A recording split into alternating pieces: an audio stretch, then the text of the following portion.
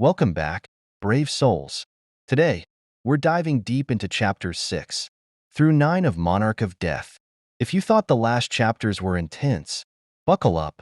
Things are about to get even crazier. Stick around, and by the end of this, you might just become a part-time reaper. Without the benefits package, of course. Winking face with tongue, let's get into it. Chapter 6. An excellent lord. Who? Me? 2. Darkness had fallen heavily over the forest, cloaking everything in its embrace. Dozens of pursuers, torches held high, scoured the mountainside. This way. Tracks. I've found tracks. Don't let them escape. Aliam's blessing shall fall upon the one who captures that demon. On the opposite ridge, 2 young men sprinted desperately along the mountain path. Gasp. Pant, pant. Young master, we must go faster. Barrows urged, his voice tight with exertion. Karnak could only curse between ragged breaths. Damn it. I should have learned death steed summoning. His lack of physical conditioning was coming back to haunt him. A mere run through the mountains had him gasping for air. Summoning an undead horse would have been infinitely easier, but he foolishly put it off, convinced he wouldn't need it right away. What a grave miscalculation that had turned out to be. To think I'd end up running for my life like this. Stopping, however, was not an option. It would be a one-way ticket to a fiery demise. Gritting his teeth, he forced his heavy legs to move, each step a monumental effort. How did they find out? I covered my tracks meticulously, every single one. The elimination of his father, stepmother, and 2 brothers had gone off without a hitch. His mastery of necromancy was considerable, and thanks to that, no one suspected him as the architect of the nightmare that had befallen the house of Zestrad. All that was left was to take over the family and enjoy the fruits of my labor. Then, like a bolt from the blue, the priests of Aliam had appeared, accusing him of necromancy. He hadn't even had a chance to deny it. They were so sure, so utterly certain. Had he been too slow? Had he left some subtle clue? His thoughts were interrupted as a group of pursuers caught up to them, effectively blocking their path. They were heavily armed and imposing figures, the elite troops brought in by the priests. Drawing their swords, the soldiers roared their accusations. You demon, you thought you could outrun us forever? Surrender and accept your punishment. Barrows trembled, fear etched on his face as he looked back at Karnak. Way, young master, HMPH. Karnak snorted, spreading his arms wide, his voluminous sleeves billowing around him.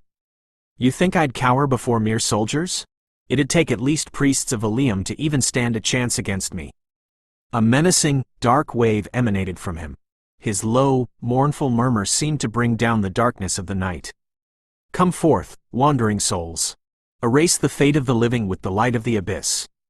The darkness coalesced, swirling and twisting, until it took the form of an evil spirit. It was a wraith, a wicked creature that reaped life while shrouded in a veil of shadows. The soldiers paled, their bravado crumbling. Necromancy. He's commanding an evil spirit. Everyone, your talismans. Frantically, they fumbled in their pockets, pulling hexagonal bronze plates of varying lengths. Engraved with a balance scale were talismans of Aliam, the moon goddess, said to ward off evil energy. But just as they raised their talismans, a chilling scream pierced the night. Shriek! The wraith shot forward, a blur of darkness against the night sky. Clang! Poof! The talismans shattered upon contact with the wraith's aura, exploding into useless fragments. What? The goddess's protection, it's not working. Their last hope extinguished, the soldiers could only watch in terror as the wraith descended upon them. They tried to raise their shields, to swing their swords, but it was futile. The wraith passed through them like a mirage, reaping their lives as easily as a farmer cutting down wheat. Arg! Gwa! In a matter of seconds, more than 10 warriors fell, vomiting blood and becoming lifeless corpses. The deed done, Karnak smiled coldly. Good. Now I have some extra manpower. His fingers moved in a series of bizarre gestures. Rise, you who have passed. Rise, and walk the earth once more.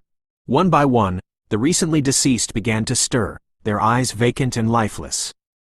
Blood streamed from their eyes, noses, and mouths as they slowly turned, shambling back the way they had come.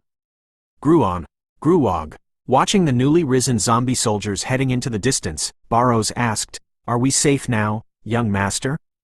Karnak shook his head. No. These are hastily made, shadows of their former selves. Zombies of such a caliber were barely a tenth as strong as they had been in life. At best, they were a distraction, a delaying tactic. They needed to put as much distance between themselves and this place as possible. And so, Karnak and Barrows continued their frantic flight through the mountain path. Karnak gritted his teeth, his breath still coming in ragged gasps. I finally had my revenge. I finally had the house within my grasp. This was all the fault of the unknown author that penned that damn necromancy book. That swindler. No one will notice. The priests noticed immediately. Even in their desperate flight, Barrows couldn't help but point out the flaw in that logic. He did say ordinary people wouldn't notice. Clerics aren't exactly ordinary, are they?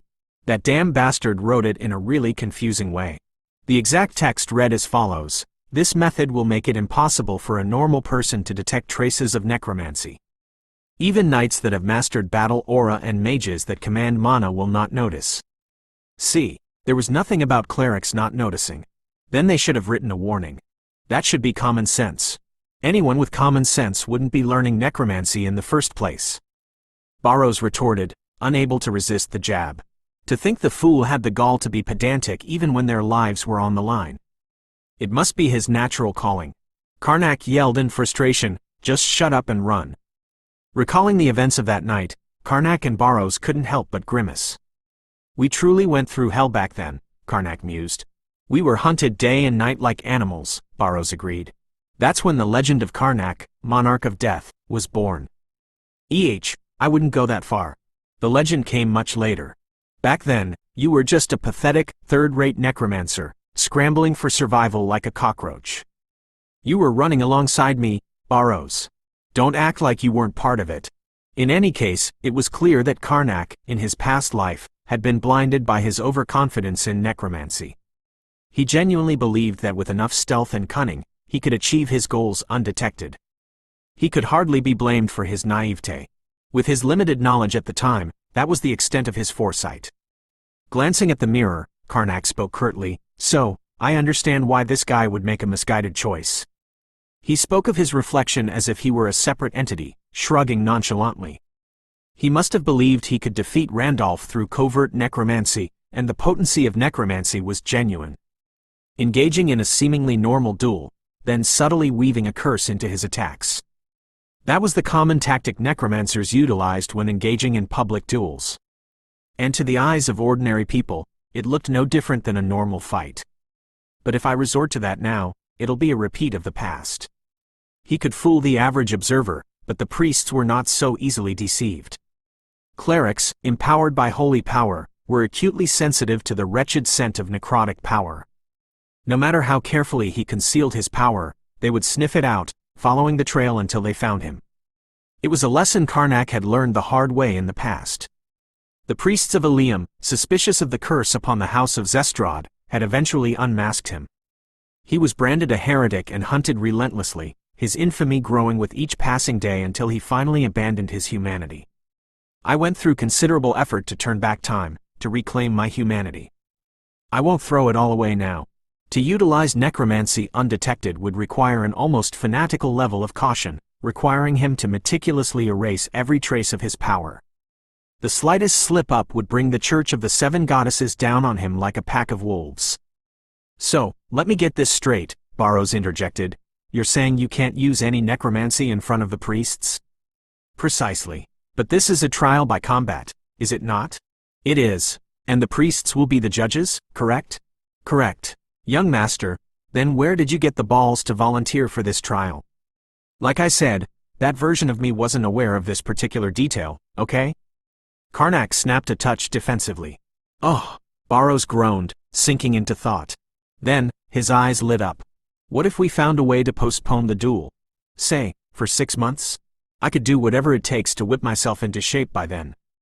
The answer came swiftly, brooking no argument. No postponements. The speed of his response suggested that Karnak had, at the very least, considered that option and discarded it. What if something were to happen? Like to one of the duelists? Say, an unfortunate injury befell you. Barrows trailed off, glancing pointedly at Karnak's leg. If you were to, hypothetically speaking, break your leg, it would take at least 6 months to heal. Or we could claim a sudden illness. That you need extensive recuperation. Karnak scoffed. It's a duel judged by the priests. You think they'd fall for such a transparent ruse? The priests wielded the power of healing magic, a gift from the goddess herself. If I feign an injury, they'll simply heal me with their holy power. Ah, right, healing magic. Being a death knight does make one forget that the living have access to such divine blessings. Of course, a priest's healing magic wasn't limitless. The more powerful the cleric, the more costly their healing arts. It was a luxury that even moderately wealthy individuals couldn't readily afford, so the majority of people still relied on conventional medicine. Who would believe that a family wealthy from a copper mine couldn't afford it and had to postpone the trial? Furthermore, healing magic couldn't regenerate lost limbs. If someone lost an arm or a leg, like Feralt, it was irreversible. And I can't exactly chop off my own leg just to slightly delay a duel. Barrows, never one to be deterred, offered another suggestion. How about we cut off Randolph's leg before the duel? It would be a shame to break Karnak's leg, of course. But Randolph's? There was no reason for the duo to feel bad about the knight's leg. We just need to avoid the duel, right? I think it could work. Karnak regarded his attendant with a mixture of exasperation and pity. And who, pray tell, is going to accomplish this? You said so yourself. You're still no match for him. Remember? Huh? You could just slap a curse on him, or, just kill him. You disposed of your entire family without a second thought before. And we were hunted like dogs because of it, weren't we? Right. They'd find out eventually. They were well and truly stuck. The Karnak of the past might have jumped at the idea, rushing off to delve deeper into forbidden magic, but from the perspective of someone who had lived through the consequences, it was sheer lunacy. Oh, I should have challenged him to a territorial war instead. Then I could have used necromancy under the cover of chaos. No, I'd still eventually get caught. What about poisoning your sword? Barrows offered, ever helpful. Priests have a thing called antidote magic, Barrows. Ah, right. And if they discover we resorted to poison, it's immediate disqualification, isn't it? No matter how hard Karnak racked his brain, there seemed to be only one option left. Do we have to flee? He wondered. He couldn't back out of the trial by combat now that he had invoked Aliam's name. To do so would be blasphemy, punishable by death. He could gather his valuables and money, disappear before the duel, abandon his identity, live as a common adventurer under an assumed name. It's not a terrible plan. We know what the future holds, so we can live quite comfortably. We'd have ample time to regain our strength, too. But things are too good here to simply abandon them. He had rid himself of his loathsome family, becoming the master of a prosperous house. Unlike his previous life, he was respected, even loved, by his people. Everything he'd ever desired was within his grasp. I don't want to give this all up. It's better than dying, isn't it? The only viable plan seemed like having me stand in as your champion. But that plan's been shot down to smithereens. That's true. But Barrows, observing Karnak's desperate clinging to his newfound happiness, merely shrugged. I'll follow whatever you want to do, young master. He stood, brushing off his clothes. I'll be on my way then. The old butler had some chores for me. Let me know when you've reached a decision. As his attendant left the room, Karnak could only groan in frustration. Oh, what am I going to do? The next morning, Karnak summoned Barrows once more. You called, young master? Barrows asked, a touch grumpily, wiping his wet hands on his trousers. I was in the middle of laundry. Karnak, his eyes shadowed with fatigue, met his gaze. I've made a decision. Oh, excellent. Should I start packing our belongings? I've already located the valuables and the estate funds. When did I say we were running? What other choice is there? A slow smile spread across Karnak's face. I've found a way, but it's a little risky. Chapter 7 An Excellent Lord. Who? Me? 3. The Yedin mountain range was a region that spanned east to west across the northern region of the Yestal kingdom. The mountain range was turbulent, overflowing with evil creatures because this imposing range formed the boundaries separating the human kingdom from the chaotic north, the domain of monsters. These monsters frequently invaded human territory, so House Deventer and House Zestrad shared the responsibility of defending the kingdom's northern borders. At least, that was the case until House Zestrad's downfall 20 years ago. Since then, only House Deventer faithfully carried out the duty of protecting the kingdom. And so, even today, a group of knights diligently trained at the northern fortress of Deventer. Hia! With powerful shouts, the sturdy knights exchanged blows. Swords swung, shields clashed, and sweat dripped from their brows as they trained amidst rising clouds of dust. "Ha! Grr! Never slack off on your training," a middle-aged knight overseeing them yelled. "We are the true guardians of this land." It was Sir Bright, the commander of the fortress. "We can't expect anything from those good-for-nothing Zestrad fools." The more he thought about them, the more infuriating House Zestrad became. They couldn't even fulfill their duty, yet they had the gall to betray House Deventer and try to line their pockets after stumbling upon the undeserved boon of a copper mine? Well, that will all be sorted out soon enough. After gauging the knight's conditions, Sir Bright announced a break. "That's it for now. Catch your breath, we'll start again shortly." The knights, chests heaving, each took a moment to catch their breath. However, among them stood a single, gigantic knight who seemed perfectly fine, as if he hadn't even broken a sweat. Approaching him, Sir Bright asked, "How are the preparations for the trial by combat going, Sir Randolph?" "I haven't been neglecting my training, but," the knight chuckled, smoothing back his brown hair. "What preparations do I need to make against a shut-in bookworm?" Of course. Letting out a hearty laugh, Sir Bright pat Randolph on the shoulder. "I still want you to be cautious. It's completely baffling, isn't it? Unless he has something he's counting on." The proposal for a trial by combat from the new Lord of Zestrad, Karnak, had an obvious conclusion. Even a fool wouldn't throw away their life so easily. "I don't plan on letting my guard down." Randolph shrugged. "However, I hear the new Lord of Zestrad wasn't even the rightful successor. Perhaps he's clueless about the true strength of a knight? It could be that Karnak thought knights were only a little stronger than regular soldiers. It's not uncommon for those sheltered, clueless noble brats to act foolishly, is it?" Randolph berated Karnak. Sir Bright smirked. "Not uncommon, indeed. In life, there were times when someone seemed so idiotic that one couldn't help but wonder if they had some hidden agenda. But most of the time, it turned out they were truly just idiotic." Randolph drew his sword once more. "Of course, I must never neglect my training." Break time was over. It was time to resume their training. Not for the sake of the trial by combat, but to protect this land and its people. Randolph chanted. One by one, the other knights began to assume their stances. Once again, the fortress training ground echoed with their spirited shouts. "Ha! Hia!" Sir Bright watched Randolph train with a sense of reassurance. His powerful swordsmanship flowed smoothly with might. No matter how his opponents blocked with their shields or endured with their armor, they were inevitably overpowered and pushed back. Ultimately, they were slain. That was Randolph's own unique aggressive style. "He's as strong as ever," Bright noted. "If he continued to grow at this rate, he might even master battle aura and become a true first-rate knight. My only concern is his rough personality and his habit of looking down on his opponents." Even so, there was no way he could lose to a 20-year-old child who hadn't even received proper training.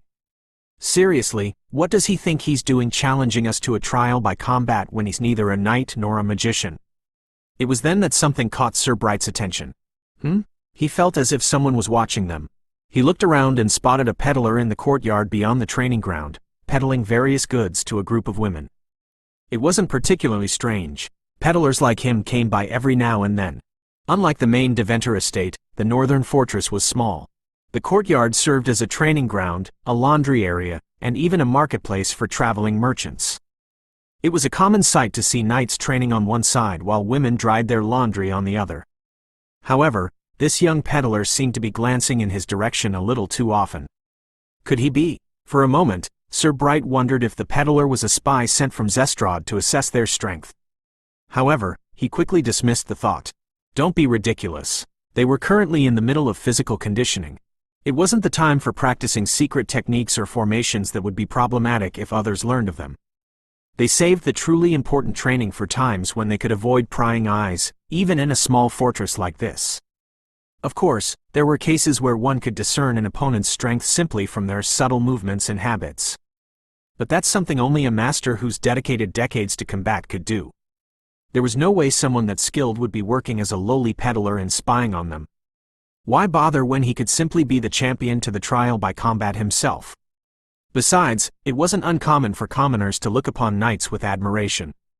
Sir Bright pushed the thought aside and turned his attention back to the training ground. His booming voice echoed over the heads of the sweating knights. "Keep moving. The sweat you shed will be the fertilizer that protects this land." An assortment of goods was laid out on a mat spread across the ground. A group of women had gathered, their eyes sparkling with interest as they examined the wares. They were all family members of the knights and soldiers stationed at the northern fortress.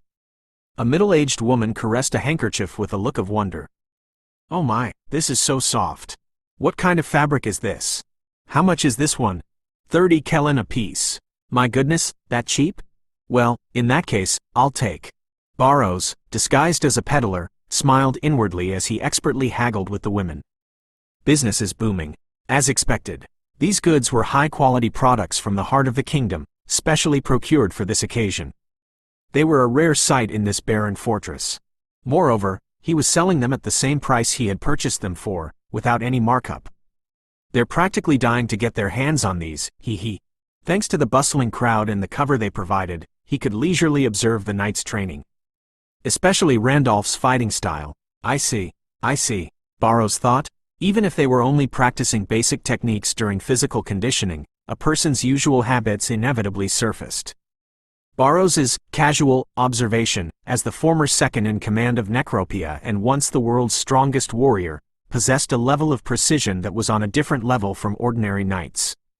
Just by watching for a short while, he had thoroughly analyzed Randolph's strength. His personality, his fighting style, his speed, his timing. He's not even worth 6 months of preparation. Randolph was a typical greatsword-wielding knight.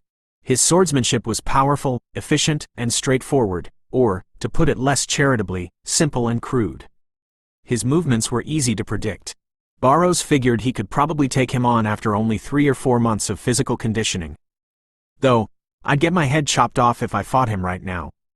So, for now, the best course of action was to follow Karnak's plan. As he was observing Randolph, one of the women addressed him, asking, "Do you perhaps know my brother?" "Ah, you must be Sir Randolph's family." Barrows quickly schooled his expression and replied casually. "Who doesn't know of Sir Randolph, the strongest knight in the north?"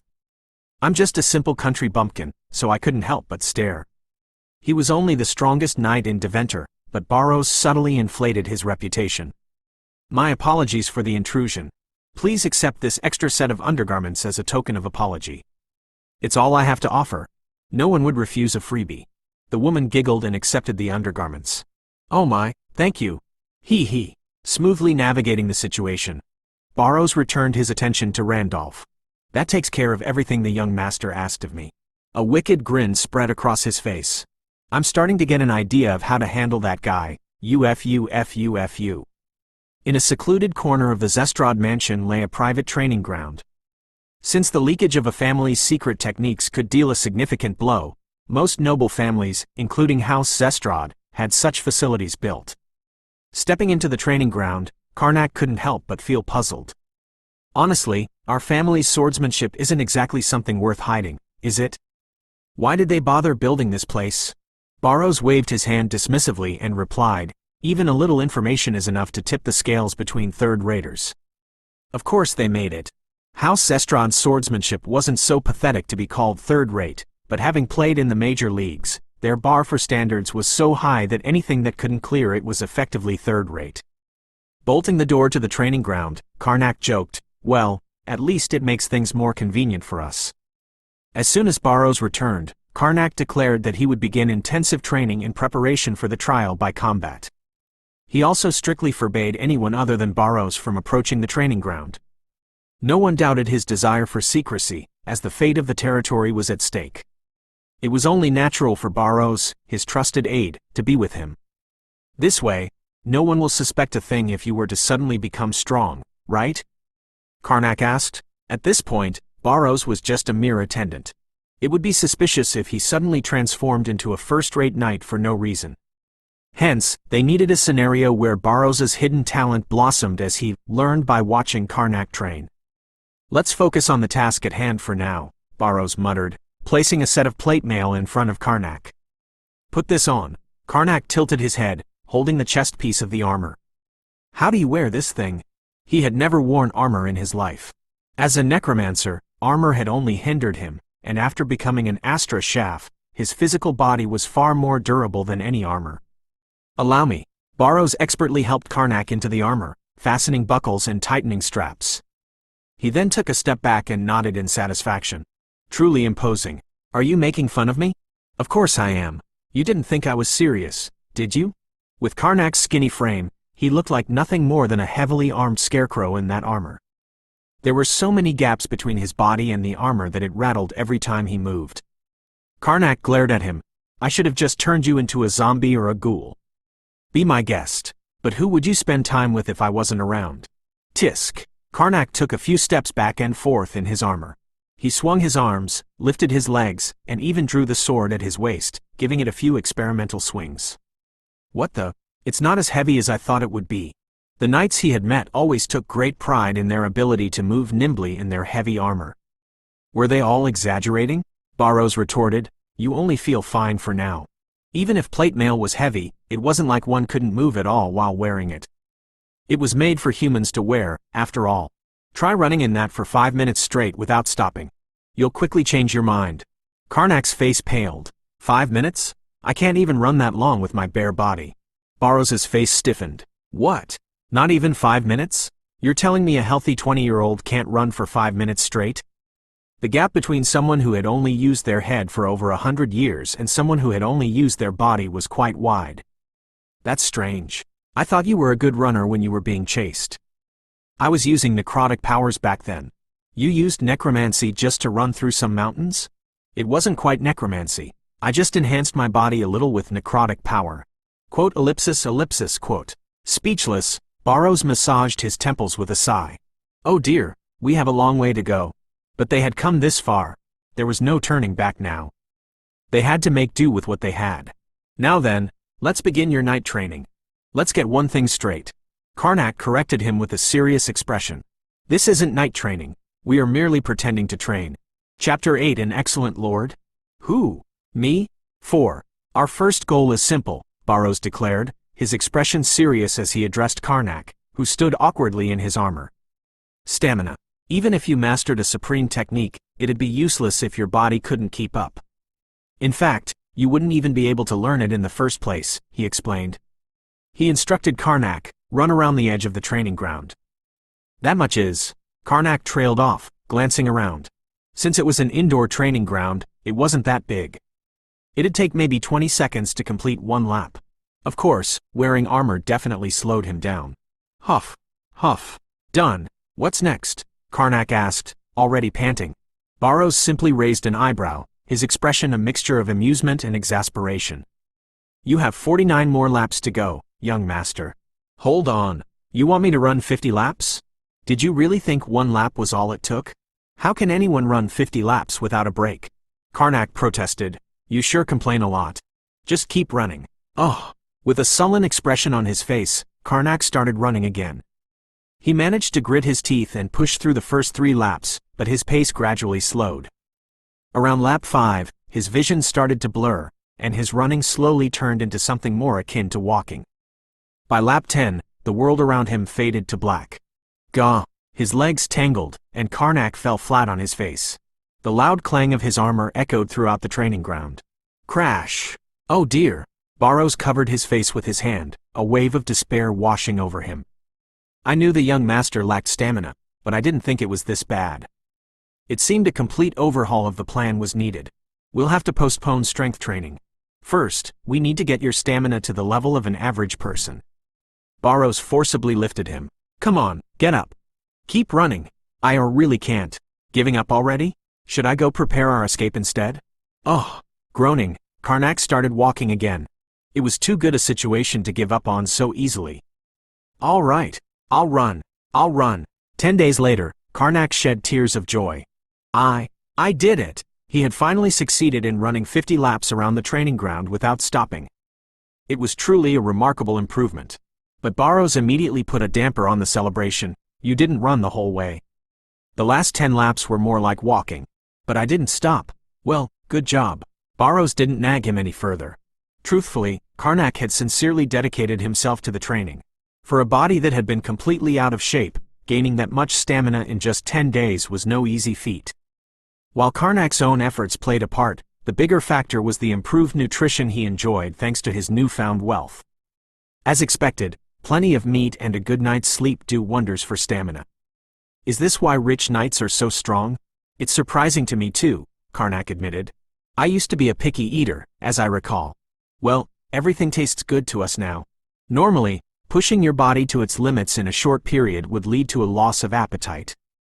However, Karnak's soul-deep gluttony had overcome even the limitations of his physical body. No matter how tired he was, he never missed a meal.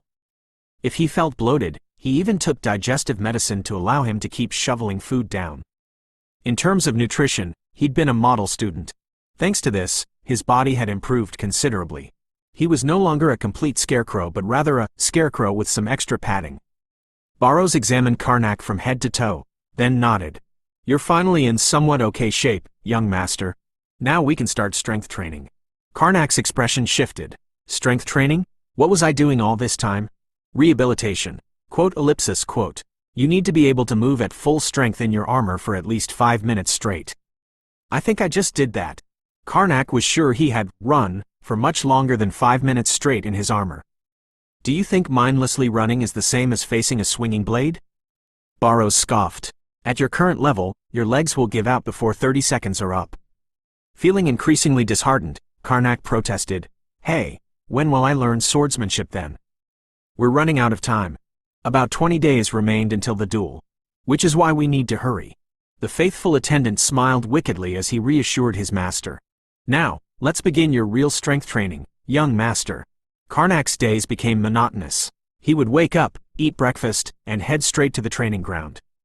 There, he would push himself to the limit with push-ups, swinging heavy iron bars, squats, and other exercises. Afterward, he would rest, eat lunch, and return to the training ground. His life had become nothing but eating, resting, and training. Huff, huff. Exhausted from swinging the iron bar, Karnak glanced to his side.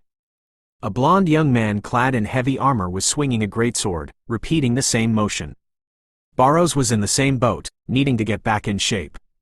So, while training Karnak, he was also diligently training himself. Hey, Barrows? Yes, young master. Do all knights go through such brutal training? Barrows raised an eyebrow. That's not knight training, young master. It's not. Did that mean he was the only one being subjected to such torture? Just as Karnak was about to explode in anger. That's just a basic training routine for regular soldiers. You think knights train so softly? Barrows explained. What? Karnak's shoulders slumped in defeat. Come to think of it, despite being the world-conquering Monarch of Death, he had no recollection of seeing his knights or soldiers train. It was only natural. They were all either skeletons, rotting corpses, evil spirits, or death knights, after all. Barrows, on the other hand, had fought alongside Karnak as a living being before becoming undead. He was familiar with the basics of physical conditioning. What I'm doing is knight training. Barrows's physique had transformed even more drastically than Karnak's. He was eating twice as much as Karnak and diligently building his body. The difference in their arm thickness alone was astounding. Karnak narrowed his eyes, envy evident in his gaze. You're bulking up fast. Why am I not like that? This is mostly just fat, young master. You can't expect proper muscle growth in just a few days. You need to keep training consistently for it to turn into muscle. You look ridiculously huge already. Is this why all knights are so buff? Even this is nothing compared to real knights. This is around the level of training squires go through. Are all knights monsters? Barrows scoffed. Says the guy who used to command skeletons to chop people's heads off. Even after all his physical training and skill development, Barrows had been mercilessly crushed by true powerhouses. It was only after becoming a Death Knight through Karnak's power that he truly made a name for himself. Stop slacking off and keep moving, young master. Rest only when I give you permission. I can't tell who the master and who the servant is anymore, Karnak grumbled, but he diligently followed Barrows's instructions. Another week passed. Karnak had finally gained enough stamina to move freely in his armor. Barrows nodded. It's time to start your swordsmanship training, young master. 2 weeks remained until the duel. He was finally allowed to draw his sword. With a hint of excitement, Karnak drew the training longsword from his hip. So, I can finally swing a sword? Not yet, young master. Karnak's immediate task was the following. I'm not asking for much. Just stand straight with the correct posture, Barrows instructed. That's all? Karnak questioned, skeptical but willing. He raised his sword and assumed a stance, aiming at an imaginary opponent. Moments later, he realized he had underestimated the task. Even this seemingly simple posture earned him a barrage of criticism. Your arm is shaking, young master. Bend your knees more. Shift your weight to your back foot. Focus your eyes on the opponent's center. Relax your shoulders. Put more strength into your grip. Grunting and struggling, Karnak finally snapped. How can I put strength in my grip but relax my shoulders? Are your arms and shoulders detached? Oh, how do I even explain this? Barrows sighed. It took half a day of struggling before Karnak's stance was deemed passable. Even then, it would crumble the moment he lost focus. At this rate, a proper, powerful slash was out of the question. Still, Barrows decided to move on for now. At your current level, young master, even if you swing with perfect form, you'll just get cut down before you can blink. The goal of this training wasn't to actually defeat Sir Randolph in a fair fight. But if you can hold a proper pose, you won't get your head chopped off in one blow. Barrows picked up a large wooden club and pointed it at Karnak. I'm going to attack. Please defend yourself. Karnak's eyes gleamed with determination as he tightened his grip on the sword. You want me to counterattack? Counterattack, you say? Barrows snorted, as if amused. I think you'll understand once you experience it, young master. Suddenly, Karnak felt a heavy pain shoot through his abdomen. Barrows had thrust the club forward without warning. Oof! Even through his armor, the impact reverberated through him, making his insides churn. Karnak doubled over, clutching his stomach. That hurts, right? Of course. But you can't just drop your guard because of that. Get back in position, young master. Gritting his teeth, Karnak raised his sword again, a glint of defiance in his eyes. This time, I'll get him when he swings that club. There was no such opportunity. Thud. Gah! Karnak stumbled back, having taken a blow to his shoulder. I said get back in position, young master, Barrows continued in an apathetic tone. The relentless assault continued. Barrows mercilessly pummeled Karnak, who could do nothing but endure the onslaught. Counterattack? What a laughable thought. Before Karnak could even react, another blow would land, preemptively shutting down any attempts at offense. Every strike targeted his shoulders, waist, knees, the foundation of his movements, effectively disabling him. This is why knights can toy with ordinary people, young master. It's not like they have superhuman reflexes and can dodge or block every attack, Barrows explained. While those aspects did exist, that wasn't the case 100% of the time. They can control the flow of combat by disabling their opponents or leading their attacks. That is how they make it look like child's play. And it's even easier when the opponent is completely inexperienced. That was why it was crucial to regain one's stance immediately, even if it was broken by an attack. That way, you can at least avoid the follow-up attack. Your duel with Sir Randolph will likely play out this way. I see. Karnak nodded seriously and assumed his stance. As he prepared for the next blow. Whack! He was hit again. Hey! I can't block the follow-up even if I'm in position. At your current level, that's to be expected, young master. So you're saying even if I stand here with my sword up, that Randolph guy can still take my head? Of course. He can kill you whenever he wants. Then what's the point of this training? Barrows grinned. To make him not want to. From what he'd gathered, Sir Randolph was a man who enjoyed showing off. He was skilled enough to toy with his opponents. So with an audience present, he wouldn't resort to a swift decapitation. I have good reason to believe this. Feralt, with his severed legs, was proof. In a situation where he could have easily taken Feralt's head, Randolph chose to cripple him instead, severing both his legs, a much more difficult feat. This spoke volumes about his personality.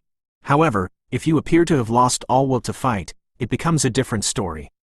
Toying with a defeated opponent would make him look like a bully. That's why the previous lord was killed with a single blow.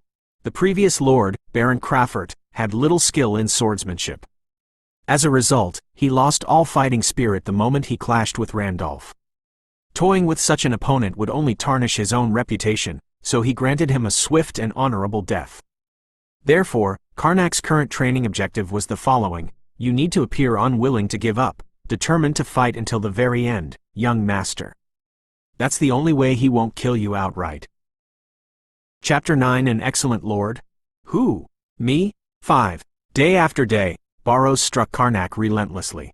And day after day, Karnak found himself bruised and battered, his body a symphony of aches and pains. I'm dying, he groaned, collapsing onto the training ground floor once more. Every muscle screamed in protest, a testament to his grueling efforts. He was pushing himself to the limit, but had his swordsmanship improved even a little? Not really, he hadn't actually learned anything yet. Shouldn't you start teaching me something? He rasped, struggling to his feet. If I can't dodge, at least teach me how to deflect. So far, all he had done was stand there in his armor, gripping his sword like a lifeline, only to be pummeled and rise again like a tireless punching bag. You think deflecting is some simple trick? Barrows asked. He had gotten quite muscular while training and overseeing Karnak. Barrows tore Karnak down, tapping his shoulder with a club. We're down to the wire, you know? We have only a month. Wait, no. There are only 10 days left. What do you think you can possibly learn in such a short time? Then what's the point of all this training? Karnak spat, frustration lacing his voice. You're getting used to pain. Exceptional swordsmanship? Unwavering strength? Ironclad resilience? An unbreakable spirit? There was something more crucial than all of these for a complete novice about to engage in a life-or-death duel. You need to get used to being hit, to the feeling of your life hanging by a thread, Barrows explained, his voice serious. Only then can you keep your wits about you, and you need your wits to fight or flee. Usually, this kind of training wasn't necessary. It was something you picked up naturally during sparring. Those with talent adapted quickly, and even those without eventually got used to it with enough time. But you, young master, have neither time nor talent. So here we are. It was a reasonable explanation, but that didn't make Karnak any less disgruntled. What if I end up with a serious injury? Then what? Barrows chuckled. I'm not hitting you that hard. And it's not like I'm hitting bare skin, you're wearing armor. Despite his flippant tone, Barrows was, in fact, the most loyal of Karnak's trusted aides. He was utterly devoted to his master's well-being. He was truly doing his best for his precious young master. This isn't even that harsh when it comes to training, young master. I'm going easy on you because you've lived such a sheltered life. But is it okay to train every day without resting? I heard that excessive training isn't good either. That's only when you're in good physical form. At your level, a good night's sleep is all the rest you need. No matter how much Karnak pleaded, Barrows wasn't willing to budge in the slightest. How do you have a reply for everything? Barrows said, his expression turning serious. How would you feel if I started lecturing you about necromancy? Incredibly patronized? Exactly. Now get up. Time waits for no man. 5 days into his getting the crap beaten out of him training, with only 10 days left until the duel, Karnak finally began learning actual swordsmanship. It was just basic swings and thrusts, but still. Hiya! Karnak roared, unleashing a series of horizontal swings at Barrows. Shout with more bravado, Barrows instructed, effortlessly deflecting each blow with his club. Karnak tried louder, this time with a thrust. Hiya! Barrows still looked unimpressed. Louder! You yell to be heard, not to put more strength into it. Karnak tilted his head. Isn't the point of a battle cry to focus your strength? Not in your case, young master. At Karnak's current level, it didn't matter if he let out a battle cry or a lion's roar, his strikes would still be pathetic. It was more about conveying, I'm still in this fight. Here I come, Barrows announced helpfully, swinging his club. The past few days hadn't been a complete waste, as Karnak swiftly raised his shield to block. Then he went flying, shield and all. Ouch! Crash! Don't even try to withstand a serious attack. Barrows advised his sprawled-out master. Just hit the dirt, that sounds a bit embarrassing. Can I at least try to block? You want to be sliced open along with your armor? Fine, I'll roll. And so the routine continued, swing, block, roll, repeat. For Karnak, who had never pushed himself physically in his life, it was pure torture. Ow, he groaned, rubbing his aching back. Who knew I'd end up brawling with a musclehead like you? Maybe you should have picked up a hobby, like sword fighting. You complained constantly about being bored for 100 years. Hobbies are supposed to be fun. What's fun about fighting up close and personal with a sweaty oaf like you? Even before becoming the Monarch of Death, back when he was concealing his necromancy and wandering the land, he had always presented himself as a mage. His combat style reflected that. He would create distance between himself and the enemy no matter what. Then he'd unleash hell upon them from afar. The very idea of close combat was abhorrent to him. My strategy has always been to send in a meat shield and attack from a distance. I know, I was your meat shield. Despite his constant grumbling, Karnak diligently kept at his training. As time passed, his efforts began to bear fruit. He had gone from a clumsy, pampered noble to, well, a slightly less clumsy, third-rate soldier. His confidence grew, too. After all this, I gotta have at least a small chance, right? I've been working hard. Even Barrows had to admit he had made progress. You have worked hard. You might not die immediately now. That's all I get after all this suffering? And so, the day of the duel drew closer. 2 days before the fateful encounter. I'd say you're more or less ready, Barrows said, this time wielding a real longsword instead of a wooden one. Time for the final stage of your training. The second in command of Necropia, the Empire of the Dead. The ultimate Death Knight who had slain 3 of the 4 great martial kings. Those were the titles that once defined Barrows. But I was not a better warrior than the 4 great martial kings, he admitted. The martial kings surpassed him in strength, skill, mental fortitude, and experience. However, he had won thanks to the overwhelming power of the Monarch of Death, Karnak. Well, I was pretty amazing, Karnak added, a touch of pride creeping back into his voice. You were. So amazing that you decided to shack up in a skeleton body, Barrows quipped, unable to resist the jab. Couldn't you have been a little less amazing? We could have lived while sipping wine and eating steak. If I was, we'd have been dead a long time ago. Barrows might have been weaker than the 4 great martial kings, but he had one distinct advantage over them. No one humiliates and breaks the weak quite like me. I've had a lifetime of practice. You're a real piece of work, Barrows. You know that? You were the one who ordered me to. You said the best undead were fueled by hatred and rage. Thanks to Barrows's unique talents, there was one thing they could predict with certainty: how Randolph would toy with and ultimately break Karnak. He'll do exactly this. Barrows swung his longsword, cornering Karnak. At first, he'll toy with you by going slow like this. Karnak yelped, rolling across the floor. Whoa, that's way too fast. Barrows claimed it was slow, but the sword's movement was a blur. He nonchalantly continued his relentless assault. But you can dodge now, can't you?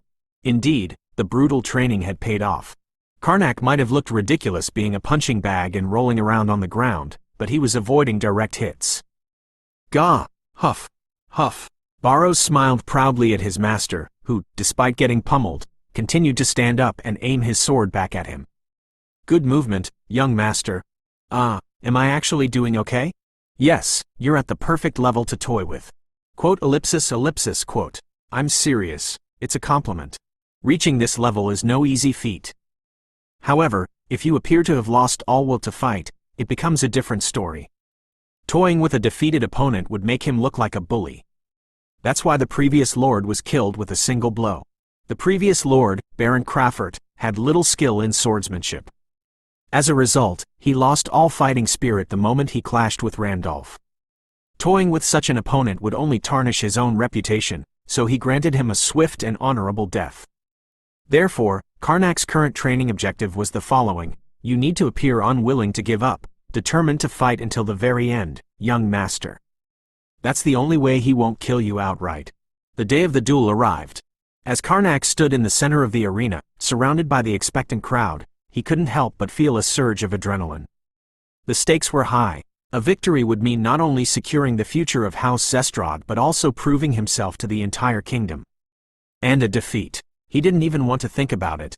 He drew his sword, his heart pounding in his chest. I'm ready, he declared, his voice firm. Oh, you are? Sir Randolph, clad in shining plate mail, stepped into the arena. His eyes, gleaming with arrogance, scanned Karnak from head to toe. You're quite brave, aren't you? Coming to challenge a knight with a sword when you're not even one. Karnak's expression remained unchanged. He had prepared himself for insults. The important thing was to maintain his composure. I'm here to uphold the honor of House Zestrad. Honor? Randolph scoffed. A house that betrayed the kingdom? That's a joke. We have a duty to fulfill. A duty? You think you can fulfill your duty after stumbling upon a copper mine? Randolph's words were a direct insult, mocking the circumstances that had brought House Zestrad back into the spotlight. I will prove my worth with my sword. Karnak declared, his voice ringing clear. Oh, you will? Randolph chuckled. Very well, then. He raised his sword, his stance poised for battle. Let's see if you can still breathe after I'm done with you. The duel began. Randolph, as expected, toyed with Karnak. He feinted, parried, and dodged Karnak's attacks, making it seem like a child's game. However, Karnak's training had prepared him for this. He didn't fall for Randolph's provocations, maintaining his composure and patiently waiting for an opening. Finally, his chance came. Randolph, overconfident in his skill, left a slight opening. Karnak moved swiftly, his sword flashing in the sunlight. Overkill. He executed the double upward strike he had practiced tirelessly. Randolph, caught off guard, was forced to raise his sword to block. But Karnak's strike was powerful, and his grip was firm. The longsword, a weapon that had once felt so heavy, now felt like an extension of his arm. Gah! Randolph stumbled back, his shield clattering to the ground. He had blocked the attack, but the force had sent him reeling. Karnak seized the opportunity, lunging forward with a powerful thrust. Hia! The sword pierced through Randolph's armor, burying itself deep into his chest. Randolph let out a gasp, his eyes wide with shock. He clutched at the wound, his face contorting in pain. You! Karnak stared at him, his expression grim. I told you I would prove my worth. Randolph fell to his knees, his grip on his sword loosening. Blood seeped through his armor, staining the arena floor. You won, he gasped, his voice barely a whisper. Karnak nodded, his voice heavy with emotion. I did. The crowd erupted in cheers, their voices echoing throughout the arena. House Zestrad had won. Karnak had won. He had proven his worth, not only to the kingdom but to himself as well. As the medics rushed to attend to the fallen knight, Karnak stood tall, his sword raised high. He had done it. He had become an excellent lord. Well, that escalated quickly. If you enjoyed that, be sure to like and subscribe, because just like the Monarch, we don't stop. Got any thoughts, theories, or terrible puns? Drop them in the comments. Until next time, stay spooky, and remember, death might be inevitable, but so are cliffhangers. Go see you in the next one.